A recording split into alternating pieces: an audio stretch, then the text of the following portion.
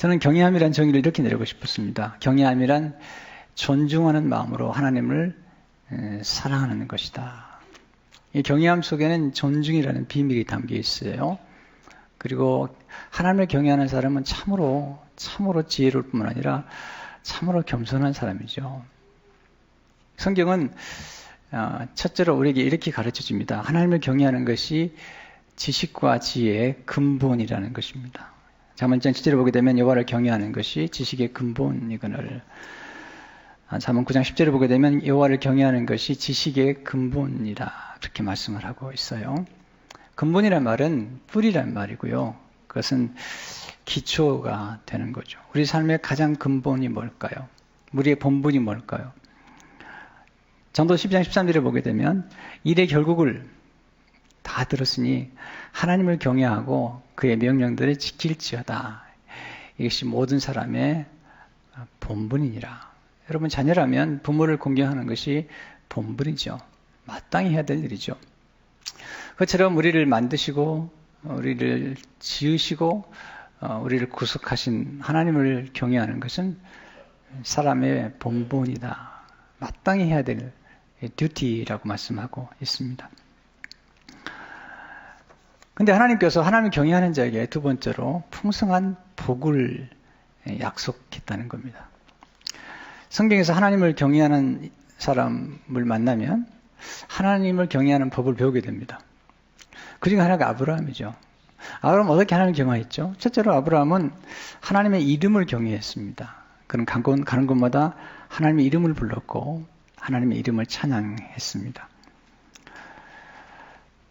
그는 가는 곳마다 제단을 쌓았습니다. 예배를 드렸습니다. 하나님을 경외하는가 안 하는 걸 알 수 있으면 어떻게 알 수 있을까요? 예배죠. 예배는 가장 가치 있는 것을 경배하는 것이죠. 아브라함은 가는 곳마다 하나님을 인정하고 또 하나님을 위하여 예배를 드리고 하나님 이름을 불렀죠. 창세기 12장 7절 8절을 보게 되면 여호와께서 아브라함에게 나타내 이르시되 내가 이 땅을 내 자손에게 주리라 하신지라. 자기에게 나타나신 여호와께 그가 그곳에 제단을 쌓고 거기서 베델 동쪽 산으로 옮겨 장막을 치니 서쪽은 베델이요 동쪽은 아이라. 그가 그곳에서 여호와께 제단을 쌓고 그 다음에 중요한 여호와의 이름을 부르더니. 성경은 하나님의 이름을 존귀 여기는 그리고 빛나게 하는 사람이 하나님을 경외한다는 거죠. 우리 자녀가 왜 삶에 성실하려고 힘쓰죠? 부모님의 이름을 빛내기 위한 거죠. 그처럼 우리 하나님의 자녀가 된 우리들은 하나님의 이름을 욕되게 하지 않기 위해서 우리는 하나님의 이름의 영광을 돌리기 위해서 우리가 살아가는 거죠. 성경은 하나님의 이름을 경외하는 사람의 기도를 들으신다. 느헤미야 1장 11절을 보게 되면 주여 구하오니 귀를 기울이사 종의 기도와 주의 이름을 경외하기를 기뻐하는 종들의 기도를 들으시고. 말라기 4장 2절을 보니까 내 이름을 경외하는 너에게는 공의로운 해가 떠올라서 치료하는 광선을 비추리니 너희가 나가서 외양간에서 나온 송아지 같이 되리라. 아브라함은 하나님의 이름을 경외함으로 하나님을 경외했습니다. 두 번째로 아브라함은 하나님의 말씀을 경외함으로 순종했다는 거죠. 하나님의 말씀을 무겁게 여긴 거죠. 그리고 하나님의 말씀을 따라 살았다는 겁니다. 우리가 부모님을 공경하게 되면 부모님이 남긴 말씀이나 그 유지를 무겁게 여기죠. 또 그 가언을 무겁게 여기는 것처럼 하나님의 말씀을 무겁게 여기고 그 말씀을 따라 사는 것. 창세기 12장 4절을 보니까 이 아브라함이 여호와의 말씀을 따라갔고 하나님의 말씀을 따라 순종하고 살았다는 거죠. 히브리 11장 8절을 보니까 믿음으로 아브라함 부르심을 받을 때 순종하여 하나님 말씀에 순종해서 가나안 땅으로 들어갔다는 겁니다. 근데 아브라함의 순종의 삶의 절정은 이삭을 바친 거거든요. 아주 소중한 것, 아주 아까운 것, 그것을 하나님께 드렸어요. 우리 신앙이 미숙하면 또 삶이 미숙하면 어떤 대상보다는 그 대상이 가진 것을 좋아하게 됩니다. 아이들도 어릴 적에는 아빠의 선물을 좋아하지만 아이들이 성숙해지면 아빠를 좋아합니다.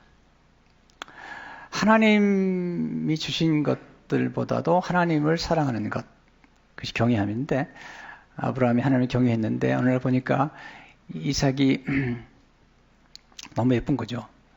백세가 돼서 나왔으니까요. 그래서 하나님보다 하나님이 주시는 것을 사랑하기 시작한 거죠. 우리가 하나님보다 더 사랑하는 것을 우상이라고 그래요. 하나님보다 더 좋아하는 게 있다면 우상이래요. 하나님보다 더 귀히 여긴다는 우상이죠.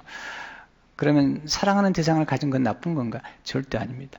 우리가 자녀를 사랑하는 건 아주 마땅한 거고요. 가족들을 사랑하는 건 마땅한 거지만 심지어는 자녀를 하더라도 하나님보다 더 귀하게 생각한다면 그것은 우상이 되는 거죠. 이삭이 그랬던 거예요. 늘 이삭 때문에 걱정하고 이삭이 안전에 대해서 염려하는 하나님께서 오늘 부르신 거죠.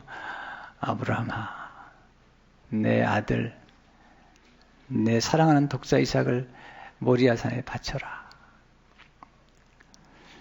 근데 바쳤거든요.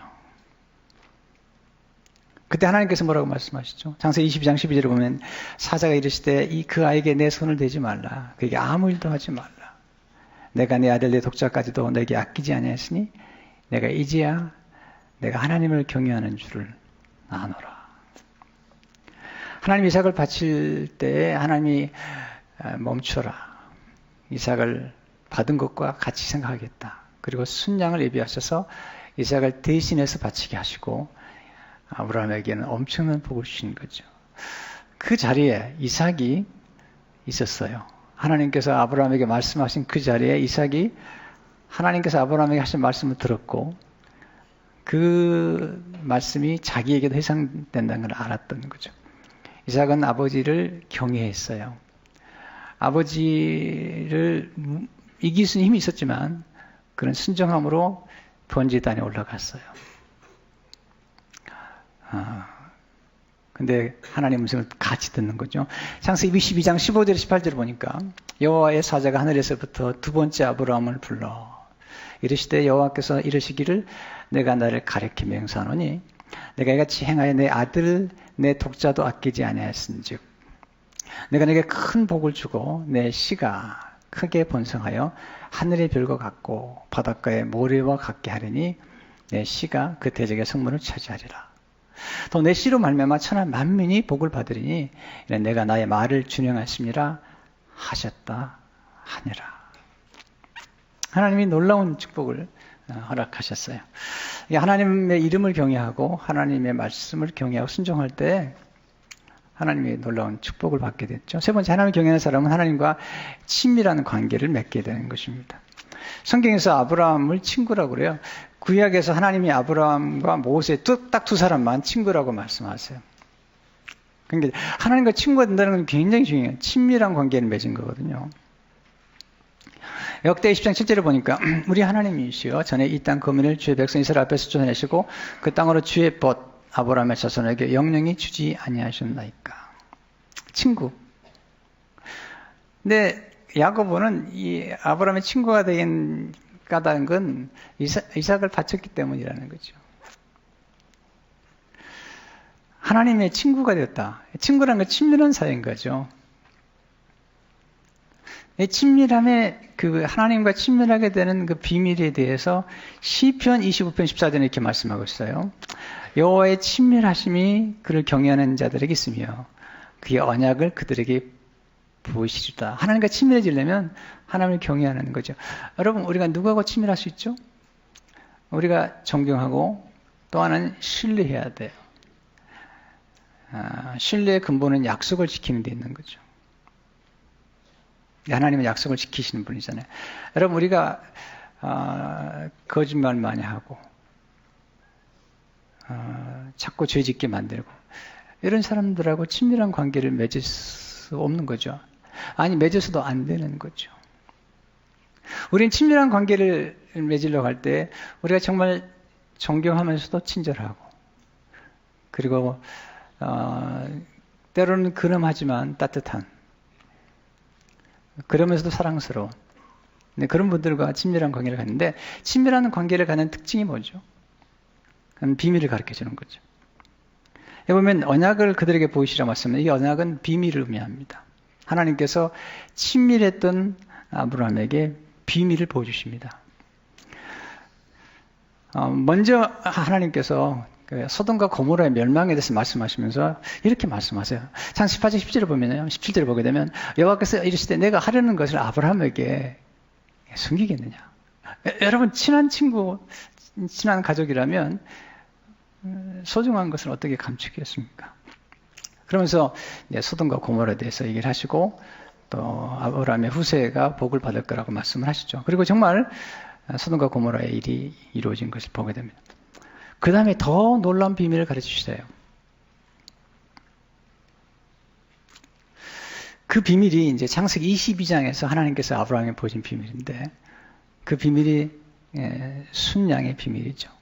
하나님께서 아브라함에게 순양을 준비해 주시고 이삭을 대신해서 순양을 번제로 드리라고 말씀하죠. 창세기 20장 13, 14절을 보게 되면 아브라함이 눈을 들어 살펴본 즉 한 순양이 뒤에 있는데 뿔이 풀에 걸려 있는지라. 아브라함이 가서 그 순양을 가져다가 아들을 대신하여 번제로 드렸더라. 아브라함이 그 땅 이름을 여호와 이레라 하였으므로 오늘날까지 사람들이 이르기를 여호와의 산에서 준비되리라 하더라. 하나님께서 아브라함이 이삭을 바칠 걸 아셨어요. 분명히 아셨어요. 그렇기 때문에 순양을 준비했어요. 근데 이 말씀이 굉장히 중요한 게 뭐냐면 아브라함이 순양을 가져다가 아들을 대신하여 하나님 앞에 번제를 드린 거예요. 그러면 여기 아들을 대신해서 순양이 죽었는데 십자가에서 무슨 사건이 벌어지냐면 하나님께서는 아들을 우리를 대신해서 희생해 버리신 거예요. 그러니까 아브라함에게 이삭을 바치라고 말씀하셨지 이삭을 희생시키지는 못하게 하셨는데 유일한 독생하신 아들을 가지신 하나님께서 그 아들을 십자가에서 죽게 하셨어요. 바로 그 사건. 거기서 아브라함과 하나님의 친구가 돼버린 거죠. 왜냐하면 우리는 똑같은 고통을 경험한 사람들끼리 진정한 친밀한 사랑을 나눌 수 있잖아요. 싱글 페어런스들이 보면 아주 가깝게 서로 사랑할 수 있잖아요. 왜냐하면 이해할 수 있잖아요. 어떤 상처를 받았다면 그 상처와 똑같은 상처를 받은 분들, 특별히 자녀를 상실한 분들이 계실 때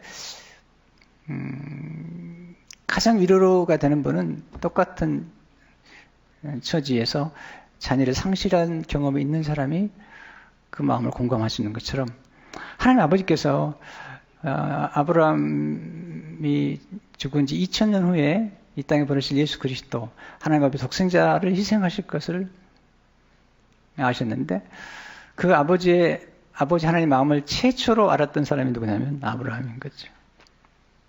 근데 아브라함이 이삭을 바쳤을 때 아브라함이 이삭이 죽었을까 안 죽었을까요? 사실은요. 모리아 산에 가기 전에 아브라함의 마음속에 이삭은 죽었던 거예요. 바치기 전에 이미 바친 거예요. 네. 하나님이 그걸 아신 거죠. 그래서 아브라함에게 넌 나의 친구다. 근데 아브라함이 바로 거기서 순양을 통해서 장차 오실 예수님의 때를 보았다는 거죠. 누가 그렇게 말씀하시냐면 아브라함이 하나님을 경외할 때 특별히 아브라함은 멜기세덱을 만나는데 멜기세덱은 그리스도의 모형이잖아요. 그 멜기세덱이 11조를 드리는데요. 그 멜기세덱이 장차 오실 예수님인데요. 바로 그 자리에 그 순양이신 예수님이 계셨던 거예요. 그러면서 예수님께서 말씀하시기를 요한복음 8장 50절에 보면 너희 조상 아브라함은 나의 때 볼 것을 즐거워하다가 보고 기뻐하느니라. 이미 아브라함은 장차 오실 예수님을 보았다는 거죠. 그리고 복음을 들었다는 거예요. 복음이 뭐죠? 복음은 우리를 대신해서 예수님이 십자가 돌아가심으로 우리의 죄를 사함받고 우리가 하나님의 자녀가 되고 하나님의 친구가 된다는 게 복음이거든요. 그러니까 성경은 이미 아브라함이 복음을 받았다는 거죠. 이 말씀을 성령의 영감을 받았던 사도 바울이 갈라디아서 3장 8절에서 이렇게 말씀하는 것. 또 하나님이 이방을 믿음으로 말미암아 정하실 것을 성경이 미리 알고 먼저 아브라함에게 먼저라 말썼어요. in advance라 썼어요. 아브라함의 복음을 전하되 모든 이방이 너로 말미암아 복을 받으리라 하였느니라. 그게 아브라함의 씨로 말미암아서 모든 민족이 복을 받는데 그 씨가 누구냐면 예수님이라는 거죠. 갈라디아 3장 10절을 보니까 이 약속들은 아브라함과 그 자손에게 말씀하신 것인데 여러서 가르쳐 그 자손을 하지 아니하고 오직 한 사람, one person. 가르쳐 내 자손이라 했으니 who is Christ. 그리스도라는 거죠. 이건 your seed란 말을 썼는데 한 씨앗이 예수님이시잖아요. 그러니까 이미 아브라함은 모리아산에서 십자가를 보았던 거죠. 그리고 정말 예수님은 베들레헴이 아니라 모리아산, 곧 예루살렘에서 우리를 대신해서 십자가를 지신 거죠. 하나님께서 아브라함에게 내가 독생자를 바치는구나. 나도 바치겠다. 요한복음 3장 10절을 보니까 하나님 세상을 이처럼 사랑하사 독생자를 주셨으니 이런 그를 믿는 자마다 멸망하지 않고 영생을 얻게 하려 하십니다. 이건 그 친구죠. 근데 거기에 예수 그리스도의 사건을 계시하고 있는 것을 마지막으로 하나님을 경외하는 사람은 고난 중에 더욱 존귀케 된다는 거죠. 이게 역설입니다. 하나님을 경외하는데 고난이 많아요. 아브라함처럼 이삭도 바쳐야 되고요. 요셉이 얼마나 고난이 많습니까? 형제들이 미움받고 아버지와 생이별하고 어머니 일찍 돌아가시고 그리고 팔려가고요. 나중에 20년이 지난 다음에 형제들이 그를 팔았는데 20년이 지난 다음에 형제들을 만나죠. 그리고 이렇게 고백하죠. 장사 40장 18절 보니까 사흘 만에 요셉이 그들에게 이르되 나는 하나님을 경외하노니 너는 이같이 하여 생명을 보존하라. 하나님을 경외한다. 여러분 하나님을 경외하는 사람은 어떨까요? 특징이 악을 행하지 아니하죠. 보디발의 아내가 유혹하잖아요. 근데 하나님을 경외하기 때문에 그런 간음죄를 범하지 않습니다. 그 결과가 어떻게 됐죠? 하나님을 경외하기 때문에 죄를 범치 않았으면 당장 좋은 일이 날 것인데 감옥에 끌려가죠. 근데 감옥에 끌려가는데 요셉이 불평이 없는 거예요. 보세요. 이게 참 놀라운 건데요. 그 감옥에서도 술 맡던 과장, 여덟 맡던 과장을 섬기고 그리고 감옥에서도 그런 하나님을 신뢰합니다. 자, 고난을 당했을 때도 우리에게 평정심을 갖게 만들고 사람들을 섬길 수 있는 그 힘이 어디서 나올까요? 그 비밀에 대해서 잠언 14장 27절은 이렇게 말씀합니다. 여호와를 경외하는 것은 생명의 쇠면이 사망의 그물에서 벗어나게 하는 하나님을 경외하는 사람 속에는 the fountain of life 생명의 이 샘이 솟구쳤기 때문에 그런 까닭에 그 원망과 미움과 복수심이나 과거의 상처들을 이길 수 있는 힘이 생긴다는 거죠. 요셉 생일을 보시면요, 그 형제들이나 보디발의 아내에 대한 복수가 없거든요. 다 용서거든요. 왜 이게 가능하죠? 그 안에 그 하나님을 경외했기 때문에. 그리고 그가 그를 괴롭히고 그를 힘들게 만든 모든 사람들의 손길 속에 하나님의 섭리를 보았기 때문이죠. 여러분 우리가 성령을 받고 나면 우리 안에 생명의 샘이 생기는데요. 그때 모든 고난 가운데 있을 때도 원망하지 않게 됩니다. 자한 비비언은 동행이라는 책에 이렇게 얘기하고 있습니다. 요셉은 20년 넘게 영적 광야에서 살았다. 자기 뜻대로 되는 일이 하나도 없었다. 그게 힘을 주고 격려해준 사람도 없었다. 하지만 그 내면 깊숙한 곳에서 물을 길러 올리는 샘이 하나 있었다. 이 샘은 요셉이 힘들고 메마른 시기에도 하나님께 순종할 수 있도록 힘을 주었다. 그것은 바로 하나님을 경외하는 마음이었다. 그는 어디 가든 예배를 드렸고요. 하나님을 경외함으로 그 안에 내면에 샘이 있었던 거예요. 그는 그렇게 계속 얘기합니다. 요셉은 그 샘에서 길어 올린 생명수 덕분에 증오와 분노, 질투, 원한, 노여움, 간음의 함정에 빠지지 않을 수 있었다. 사람들이 덫에 걸려 넘어질 때도 요셉은 그 덫을 피해 가장 어두운 시기에도 사람들을 섬길 수 있었다. 우리가 어려움을 당하던 사람들은 더 많은 죄를 진 사람 봤는데요. 요셉은 그렇지 아니했죠. 어떻게 가능했죠? 안에 생명의 샘이 있었기 때문에 가능한 것입니다. 그 까닭에 요셉은 정말 탁월한 통찰력으로 사람들을 구했는데 요셉의 그 하나님의 경외의 절정은 뭐냐면 아브라함과 똑같아요. 아브라함이 인류를 구원하실 예수 그리스도를 미리 보았다면 요셉도 그걸 본 거죠. 그래서 요셉이 형제들을 만났을 때 하는 고백이 정말 놀라운 고백이죠. 창세기 45장 7절 8절 보면 하나님의 큰 구원으로 당신들의 생명을 보존하고 그 다음에 아주 중요한 얘기 나오는데 당신들의 후손을 세상에 두시려고 나를 당신보다 먼저 보내셨나니 그러니 나를 이루어 보내시는 당신들이 아니오 하나님이시라.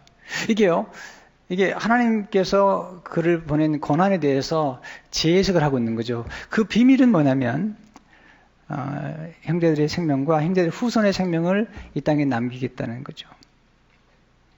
그리고 50장 20절 20절 보면 이렇게 얘기하고 있습니다. 당신들은 나를 헤아려 하였으나 하나님은 그 손으로 바꿔서 오늘같이 많은 백성의 생명을 구원하게 하시려 하셨나니 당신들 두려워하지 마소서 내가 당신들과 당신들의 자녀를 기르리다 하고 그들을 강곡한 말로 이루어했더라. 하나님이 당신들은 나를 헤아려 했지만 하나님이 나를 이 땅에 보내 많은 백성을 살리려 하는데 내가 당신들의 자녀를 기르겠다는 거예요. 이 자녀들 가운데 누가 있느냐? 그의 형제 가운데 유다가 있었고요.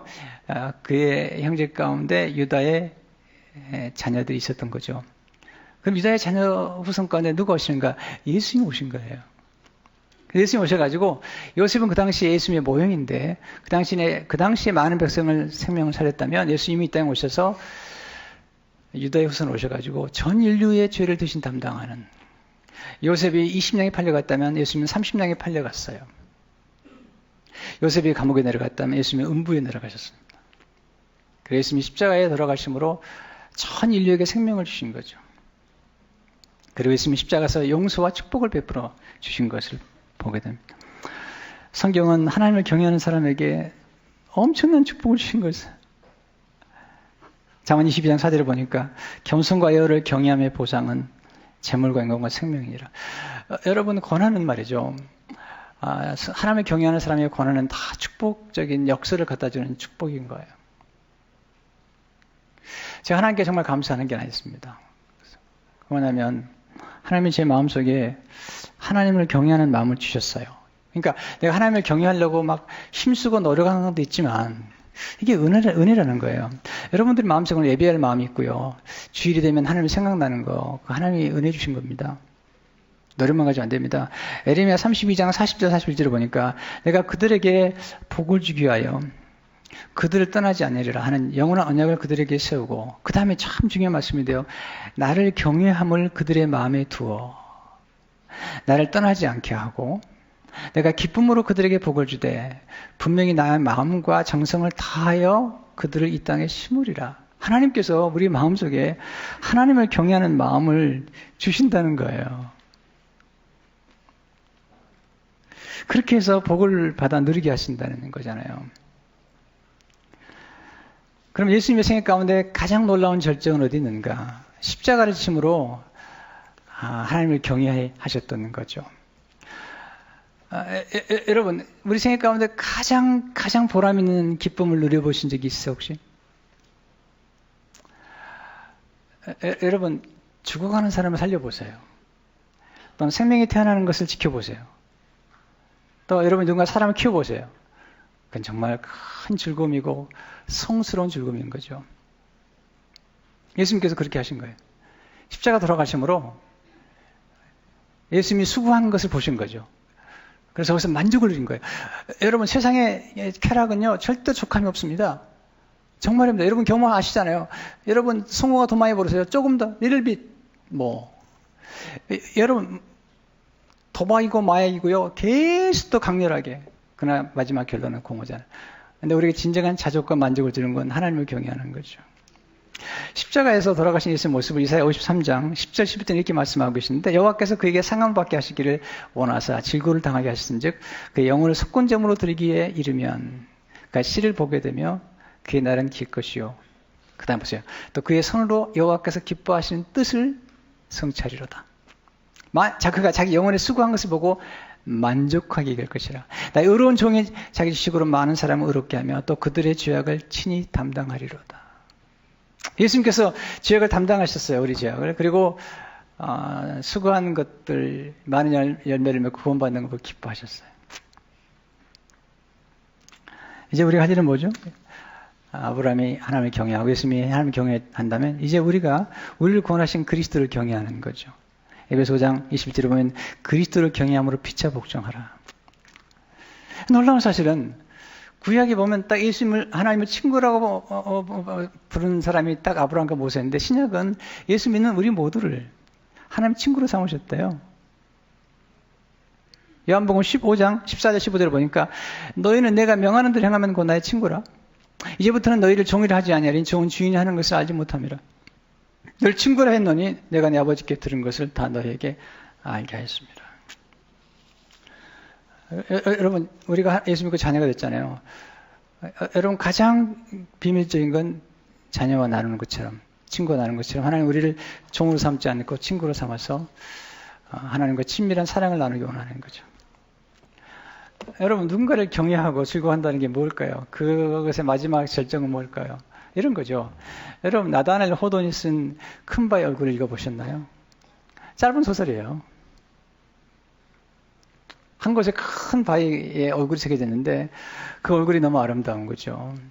고상하고 그리고 경박하지 않는 기품 그리고 겸손함 자비로움 그 큰 바위의 얼굴을 보면서 그 주인공은 그 거울에 언젠가는 큰 바위의 얼굴을 닮은 사람이 나타날 거라고 기대했는데 사람들이 왔지만 아니었거든요. 근데 그 큰 바위 얼굴을 늘 바라봤던 바로 그 사람. 큰 바위 얼굴을 두려워한 게 아니고 존경하고 경외하고 흠모하다가 그 모습을 닮게 된 거죠. 동네 사람 말합니다. 큰 바위 얼굴을 닮은 사람이 여기 있다고. 네. 우리 삶의 가장 큰 즐거움은 뭘까요? 하나님을 경외하는 가운데 예수님을 닮아가는 거죠. 여러분 예수 그리스도를 경외하는 것처럼 그리고 그 닮아가는 것처럼 큰 기쁨은 없는 것입니다. 예수님이 왜 이 땅에 오셨죠? 바로 십자가에서 우리의 죄를 담당하시기 위해서 오셨어요. 하나님을 경외함으로 우리를 구원하신 겁니다. 여러분 경외함을 통해서 큰 축복을 누리시길 주의 이름으로 축원합니다.